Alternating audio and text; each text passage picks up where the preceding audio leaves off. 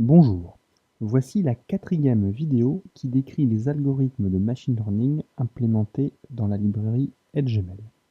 Ces algorithmes sont basés sur l'approche model et aujourd'hui nous allons voir comment traiter des variables séquentielles. Comme illustré lors des vidéos précédentes, le pipe de machine learning implémenté par EdgeML se décompose en trois étapes. La préparation des données, la sélection de variables et l'apprentissage d'un classifieur ensembliste. Aujourd'hui, nous retournons à la première étape et nous allons préparer un nouveau type de données que sont les séquences. Cet algorithme est basé sur un article de Elias Ego, Dominique Gay, Nicolas Voisine, Marc Boulet et Fabrice Clairaut. Cette vidéo est avant tout pédagogique, je vous conseille fortement de lire cet article si vous souhaitez aller plus loin dans la compréhension de la méthode. Tout d'abord, voici des données séquentielles. La première colonne correspond à la variable cible. La deuxième colonne est une variable séquentielle. Chaque observation est une suite de symboles ordonnés. Pour les besoins de cet exemple, j'ai simplement pris les premières lettres de l'alphabet. Le problème avec ces données, c'est qu'elles ne peuvent pas rentrer dans un classifieur classique. En effet, la longueur de chacune des séquences n'est pas la même en fonction des observations. Ce qu'on va chercher à faire aujourd'hui, c'est d'extraire des sous-séquences de ces observations dans le but de décrire les classes à prévoir. Par exemple, la sous-séquence ABDE semble être liée à la classe 1. Il y a de nombreux cas d'application pour les données séquentielles. Par exemple, les données ADN sont bien des suites de symboles. Les données texte sont bien des suites de mots. Les parcours web sont une suite de pages consultées par les utilisateurs. Et il y a également le problème de la maintenance prédictive où les données sont des logs qui font remonter des événements sur des machines en fonctionnement et qui peuvent être vus comme des séquences. Pour fixer les idées, nous allons prendre un exemple concret qui est la catégorisation de texte. Dans cet exemple-là, j'ai imaginé qu'on avait des articles scientifiques à caractériser en deux classes. Soit des articles qui parlent de médecine, ou soit des articles qui parlent de machine learning. Les résumés de ces articles peuvent être vus comme une séquence de mots. Et ce qu'on va chercher à faire, c'est à extraire des sous-séquences qui sont liées à l'une ou l'autre des classes. Par exemple, la sous-séquence gène-expression caractérise les articles scientifiques de la classe médecine. Et la séquence quantitative information caractérise les articles de la classe machine learning. Plus particulièrement, on cherche à extraire des règles séquentielles probabilistes. Par exemple, la sous-séquence Classifying Data nous permet de prédire que nous sommes dans un article qui parle de machine learning dans 95% des cas. La question est toujours la même et nous allons l'adresser grâce à l'approche model. Comment extraire les sous-séquences pertinentes, à la fois informatives et robustes, dans le but de décrire nos classes? Chaque règle séquentielle est considérée comme un modèle que l'on va chercher à optimiser grâce à un critère model. Ce critère peut paraître impressionnant de prime abord, mais son fonctionnement est identique au critère model que nous avons étudié dans les vidéos précédentes. Les premiers termes correspondent au prior, c'est-à-dire à la probabilité a priori d'un modèle décrivant une règle séquentielle. Ce terme correspond au choix du nombre de symboles distincts dans la règle. Effectivement, notre alphabet, c'est-à-dire l'ensemble des symboles disponibles dans nos données, comporte m modalités. Eh bien, la probabilité de faire un choix particulier sur le nombre de symboles à conserver dans la règle, eh bien, c'est 1 sur m plus 1, puisqu'on peut également choisir d'avoir une règle vide qui ne comporte aucun symbole. Et le deuxième terme correspond au choix de la longueur de la règle. Ce choix-là est guidé par la longueur maximum des séquences dans notre jeu de données.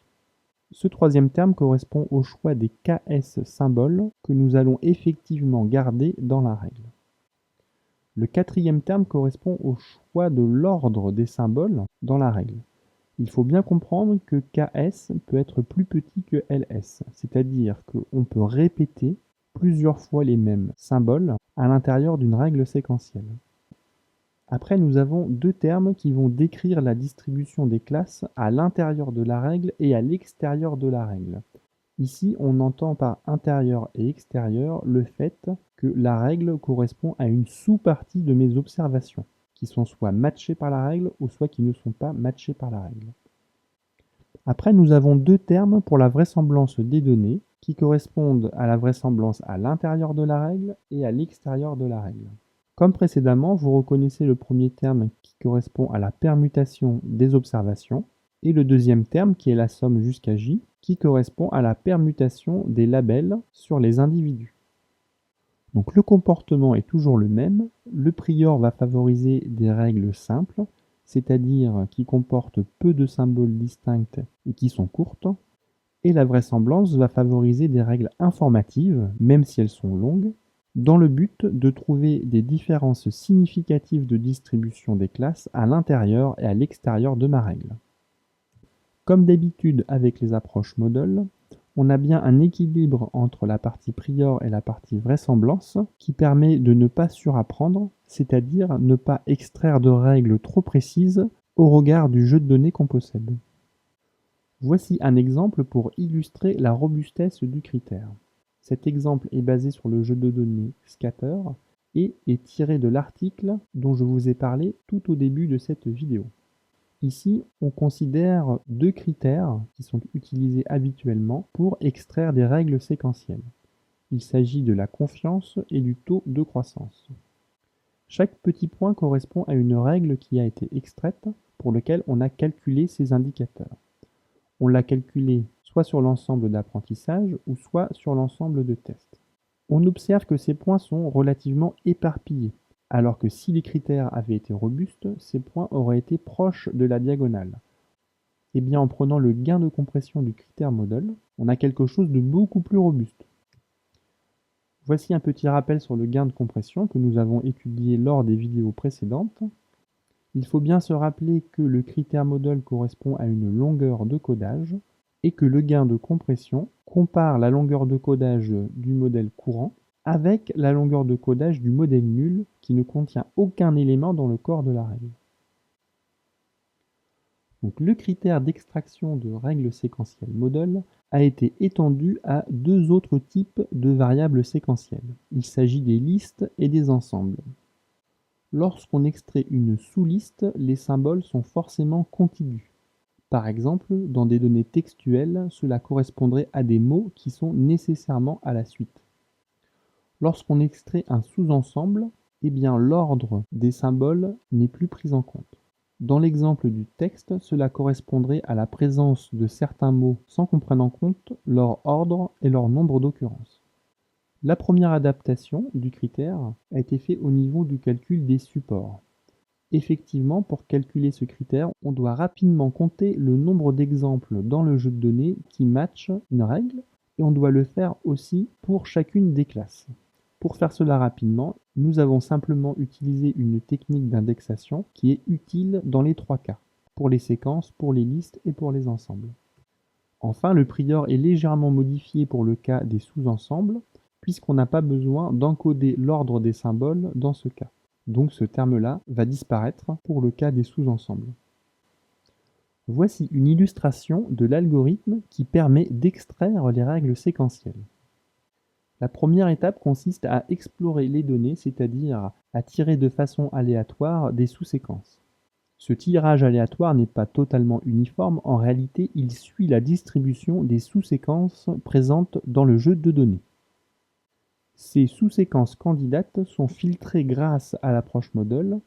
On calcule pour chacune d'entre elles le gain de compression, et si ce gain de compression est positif, alors la règle passe ce filtre. Ces règles séquentielles sont stockées dans une sorte de réservoir qui est toujours trié et qui constitue la collection des règles séquentielles.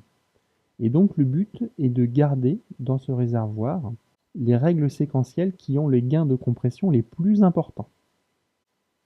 Ayant extrait un ensemble de règles qui sont toutes informatives, puisque toutes les règles ont un gain de compression positif, eh bien nous allons recoder nos données sous forme d'un tableau binaire.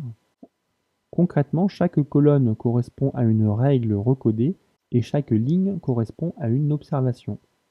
Par exemple, la première observation ne matche pas la règle A et la règle B, par contre elle matche la règle C et la règle E. Ici, nous avons réussi à recoder nos données sous une forme d'un tableau bien rectangulaire, c'est-à-dire que chaque observation est encodée par le même nombre de variables. Et cela va nous permettre de passer ce jeu de données binaire à notre classifieur ensembliste, et donc cela permet d'avoir un pipe automatique qui prend en entrée des données non structurées, que sont les données séquentielles, et pour autant on arrive à construire un classifieur. La principale limite de ce pipe est due au fait que les règles extraites, et qui forment les variables explicatives en entrée de notre classifieur, ne sont pas forcément indépendantes.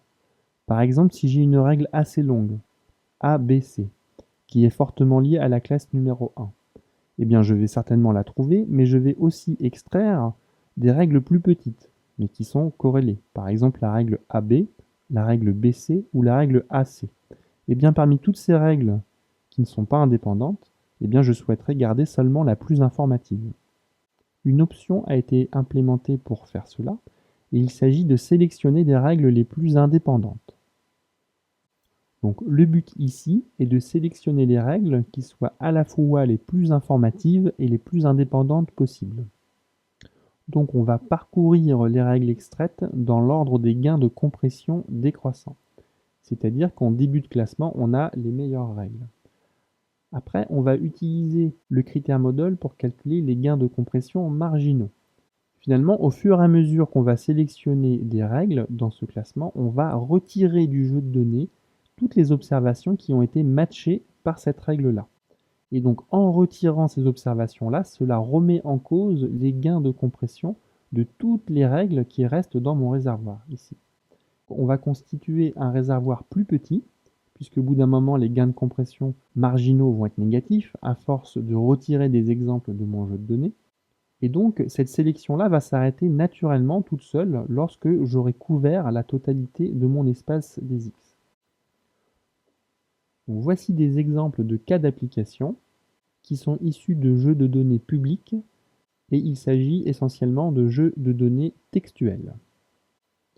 Par exemple, la classification de SMS a été effectuée sans faire de pré-traitement, c'est-à-dire qu'on prend les données brutes telles qu'elles sont, on ne va pas chercher à, par exemple, changer la ponctuation, tout passer en minuscules, ou par exemple, lématiser les mots. Le pipe automatisé obtient une AUC de 0,96 avec seulement 50 règles. Un autre exemple consiste à classifier des mails. J'ai utilisé la base de données Reuters, et le but ici, ça a été de prédire l'appartenance des mails à 10 classes. Et là, ce qui est intéressant, c'est qu'on avait 4 variables séquentielles. On a l'organisation, ça c'est l'entreprise d'appartenance des personnes qui sont en copie du mail. Donc ça, c'est une variable de type ensemble, parce qu'il n'y a pas vraiment d'ordre là-dedans. Place, c'était la liste des pays des interlocuteurs. C'est une variable de type ensemble. Et après, on avait l'objet du mail et le corps du mail. Ça a été considéré comme des variables de type liste. Et nous avons donc cherché à extraire des sous-parties des phrases, des mots qui sont contigus. Et donc ici, ce qui est intéressant, c'est qu'on voit l'impact du nombre de règles sur la performance du classifieur. Avec seulement 50 règles, j'obtiens 0,93 d'AUC. Et en augmentant le nombre de règles, j'obtiens une AUC qui est meilleure. Le dernier exemple concerne la classification d'articles sur Wikipédia. Il n'y a toujours pas de pré-traitement, il y a 10 classes. Et dans ce cas-là, nous avons poussé le nombre de règles jusqu'à 2000 et nous avons obtenu une très bonne AUC de 0,99. Désormais, vous connaissez tous les détails du pipe automatisé de machine learning implémenté dans EdgeML. Ce pipe est constitué de plusieurs algorithmes, mais qui sont tous basés sur l'approche model. Et le gros avantage de cette approche est d'être régularisé, c'est-à-dire que l'on obtient des modèles à la fois précis et surtout très robustes, et qu'on n'a aucun paramètre à ajuster de façon empirique. Donc en pratique, cela permet de traiter de très gros volumes de données rapidement et en utilisant du matériel standard. Félicitations, les algorithmes d'EdgeML n'ont plus aucun secret pour vous. À bientôt.